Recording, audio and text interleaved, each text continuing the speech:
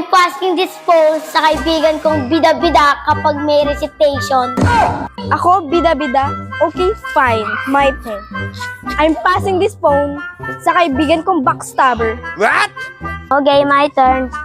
I'm passing this phone sa kakilala kong sobrang tahimik sa classroom. Wow. Ayoko ba? Okay, sige. I'm passing this phone sa kaklase kong sobrang antukin. I'm passing this phone sa maldita pero maganda naming kaklase. What? Maldita? Sana maganda na lang. Sige, I'm passing this phone sa pinakagwapo, pinakamabait, pinakamasipag, at pwede mag-artista. Siyempre, sa teacher namin. Oh! Ba't ako? Ay? Grabe naman. Nakakahiya naman. Masyado namang... dapat iba na lang. Pero sige, tatanggapin ko na.